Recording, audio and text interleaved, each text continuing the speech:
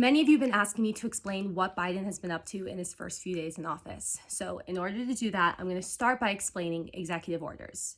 As we know, the US government is divided into three branches. There's the legislative branch, which is comprised of the Congress, and their role is to legislate. So they make the laws. And then there's the executive branch, which is led by the president, and their role is to execute those laws. So the legislator legislates and the executive branch executes. Pretty simple. However, the president does have one important tool at his disposal, and that is the executive order.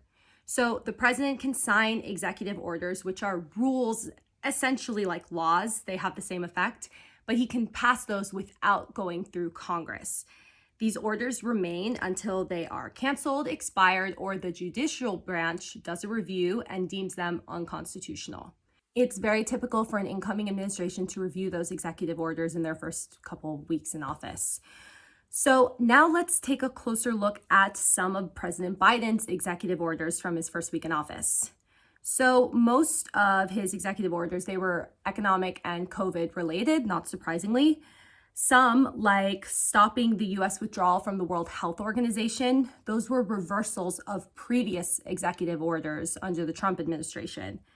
Others, like the creation of a COVID-19 health equity task force, and also a mask mandate in airports, and a requirement that international travelers show proof of a negative COVID test.